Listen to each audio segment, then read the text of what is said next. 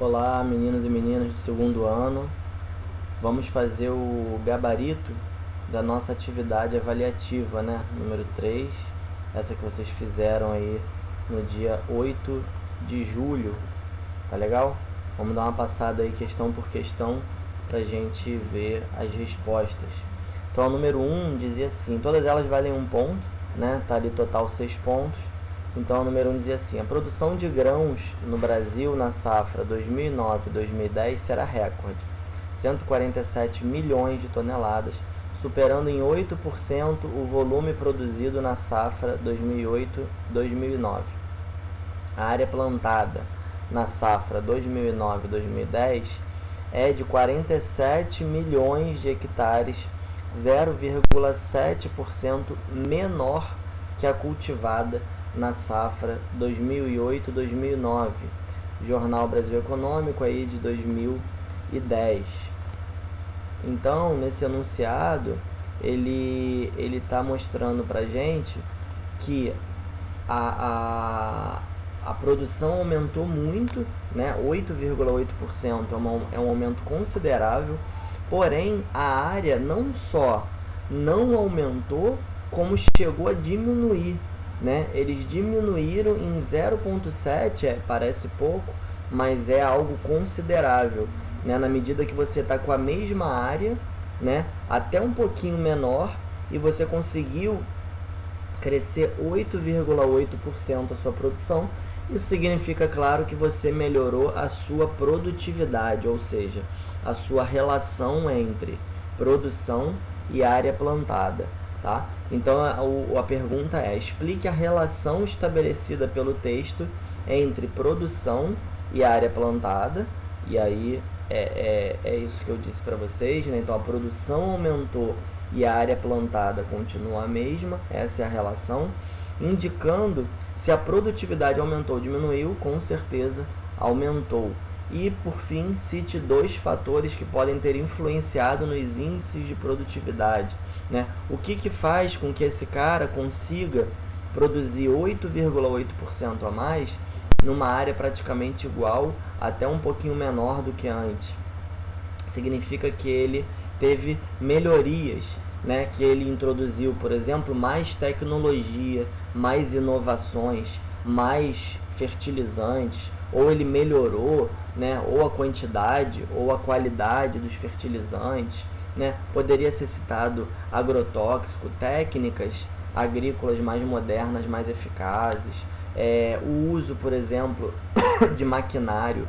Então, a introdução de máquinas que façam o serviço que antes era feito pelo homem, e por aí vai, tá? Qualquer explicação, qualquer fator que tivesse ligado à sofisticação da produção, à melhoria da tecnologia, da qualidade em geral da produção, né, ligado a inovações, ligado a técnicas novas, ou maquinários novos ou melhorados, estaria correto, tá? Então vamos lá para o número 2. O meio rural brasileiro possui uma divisão do trabalho na qual algumas produções são voltadas para o mercado interno, outras para o mercado externo.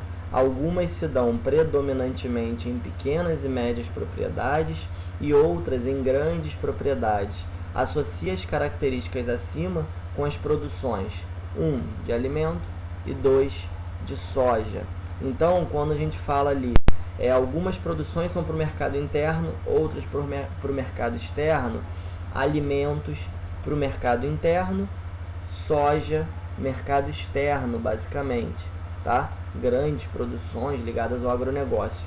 E a produção de alimentos, geralmente uma produção ligada a pequenas e médias propriedades, já respondendo aí a segunda parte, né?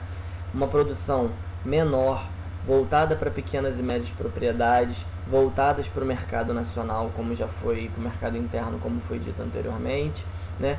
E a soja, tudo ao contrário, né? Feito em grandes propriedades, com muita tecnologia, né? Com muito maquinário e voltado para exportação, tá legal?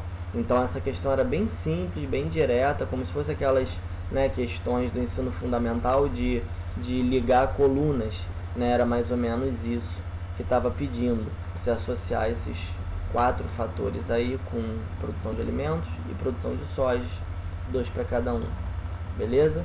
Vamos agora para o número 3. O número 3 diz assim: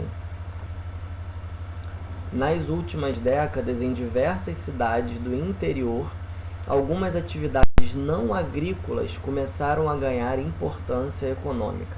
Essas atividades, em sua maioria, são ligadas ao setor terciário, que significa comércio e serviços. Elas são conhecidas como novo rural, muito presentes inclusive no interior do estado do Rio de Janeiro. Então são atividades que não são ligadas à agricultura e à pecuária, né, já que não tem o primeiro setor ali, o setor primário ali. Primeiro setor não, esquece, é o setor primário. E ligados ao setor terciário, então comércio e serviços ele não está falando de agricultura, não está falando de pecuária, não está falando de extrativismo. Que atividades são essas de comércio, de serviços que podem ser oferecidas no campo? Você vai lá para o interior, pega seu carro, vai lá para uma cidade do interior e lá está cheio de serviços e comércios para te atender, né? Então ele fala ali, indique 2 exemplos de atividades desse tipo presentes no campo atualmente. Então isso está ligado basicamente ao turismo, né? a atividades recreativas, a atividades de lazer em geral, mesmo que não seja um turismo como a gente, né, costuma entender, de você viajar para outro lugar. Pode ser um turismo até que atenda a própria região, né? Que aí a gente não fala mais em turismo, fala em atividades de lazer, atividades de recreação, né? Então isso está ligado à atividade hoteleira, está ligado à atividade de esportes, né, como esportes radicais, por exemplo, está ligado a atividades esportivas também, como a caminhada, trilha, né, canoagem em alguns lugares onde tem rio. Então ele fala, indique 2 exemplos de atividades desse tipo. A atividade maior é a atividade hoteleira mesmo, né, mais estruturada. Então, hotéis, aí isso entra também restaurantes, né, tem muitas cidades como Penedo, que fica aqui no interior do Rio, Visconde de Mauá, né, que são cidades do interior, mas que não têm atualmente vocação agrícola. São cidades que têm ruas com um restaurante do lado do outro, né, um ao lado do outro mesmo, lojas de todo tipo, né. Penedo tem a cidade do Papai Noel, muito procurada aí por famílias que têm crianças. Então tem de tudo nessas cidades ligadas ao turismo, tá? Ligadas ao lazer, ligadas né, atividades de passeio das famílias e coisas do tipo. Então, hotel, restaurante, pousadas em geral, né, atividades de ecoturismo, né, pesca e pague e milhões de outras, né? Se você for aí em Visconde de Mauá, você tem um monte de gente na rua entregando panfleto, né? Aí tem aqueles carrinhos 4x4 para você andar pela cidade, tem trilha, tem passeios de carro pela mata e por aí vai, tá bom? Então esse nosso número 3. Agora vamos para o 4. A partir do momento em que a atividade industrial se afirma como setor que comanda a economia brasileira, aí já mudou um pouco o tema, né? O espaço geográfico brasileiro vai sendo organizado de forma diferente. Antes da industrialização, com efeito, não havia um espaço nacional propriamente dito, uma integração econômica efetiva entre todas as áreas do país. O que ele quer dizer com isso? Os estados, né, as regiões, elas comercializavam, elas dialogavam, né, elas interagiam muito mais com países estrangeiros, com a Europa, com os Estados Unidos, do que com outro estado próximo dela ou mesmo distante, né? Então o Pará era muito mais fácil uma ligação do Pará com os Estados Unidos ou com a França, sei lá, com algum país da Europa, do que com o Espírito Santo, do que com Minas Gerais, tá? Então o Brasil não tinha uma integração nacional, os estados não se comunicavam, beleza?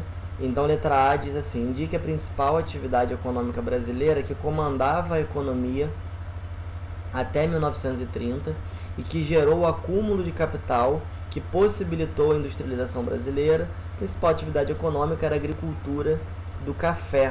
Né? Se você botasse só agricultura, tudo bem, eu perguntei só, indica a principal atividade econômica brasileira. O ideal era que incluísse o café aí, tá? Mas se não, agricultura.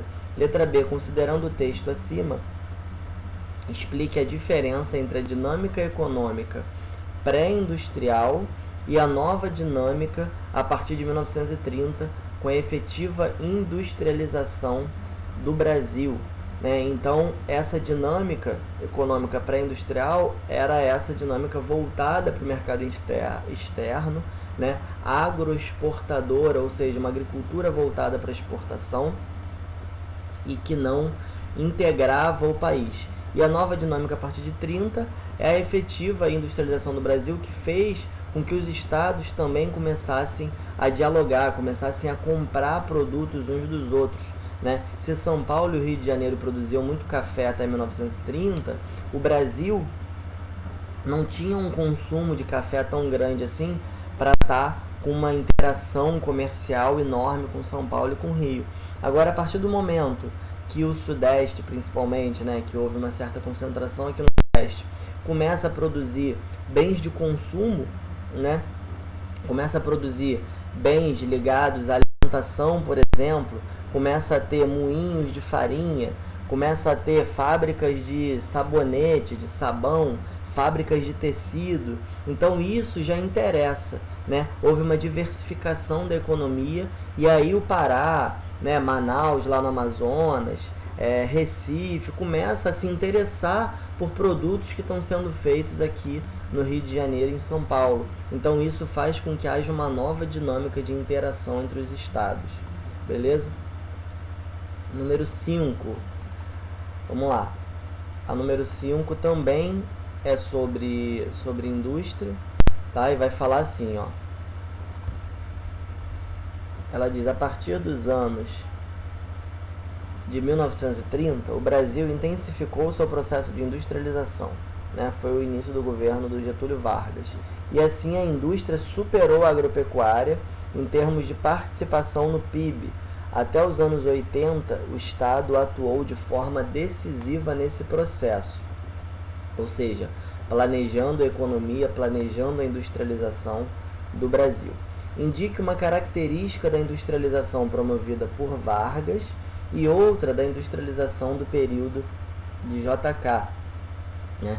Então, galera, essa questão, você tinha assim muitas opções. Né? Qualquer coisa que você dissesse relacionada ao Vargas ou ao JK, relacionado à indústria, estava valendo. Eu vou tentar dizer assim umas 2 ou 3 características de cada um. Se vocês tiverem colocado alguma outra que eu não falei, ainda é possível que valha também. Aí eu vou olhar ali caso por caso. Tá? Então, industrialização promovida por Vargas. O Vargas tinha uma característica de ser muito nacionalista.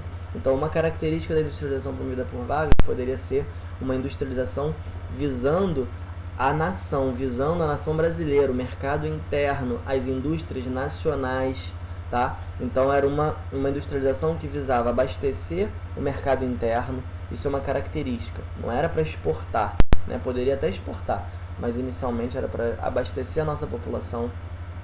Ele priorizava ao máximo a indústria nacional, né? Foi uma industrialização que inclusive estatizou alguns setores da economia, ou seja, setores que eram explorados, que eram trabalhados por empresas estrangeiras, que foram convidadas a se retirar, né, para ser bem educado, e passou a ser comandada pelo Brasil. Investimento muito grande nas indústrias de base. Então a criação da Petrobras, por exemplo, é uma característica da industrialização promovida por Vargas. Criação da CSN poderia, né, a Companhia Siderúrgica Nacional, poderia entrar também. A Vale do Rio Doce, que era um setor desses explorado por empresas estrangeiras, que o Vargas tira essas empresas e passa a comandar essas empresas através do próprio Estado brasileiro, do governo. Tá? e por aí vai. Eu acho que eu vou parar por aqui para não me estender demais. E outra da industrialização do período de JK. O que acontece com o JK? Né? Uma característica do JK, investimento muito grande em energia, no setor de energia, né? Hidrelétricas principalmente.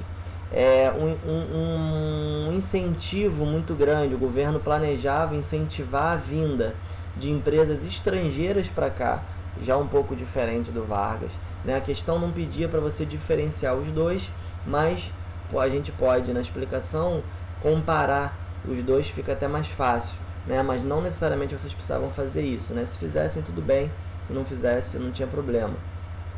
Então o JK, ele vai admitir, né? Inclusive ele vai buscar que empresas estrangeiras venham para o Brasil, coisa que o Vargas não fazia, né? O JK, ele investe muito no setor hidrelétrico de energia, né?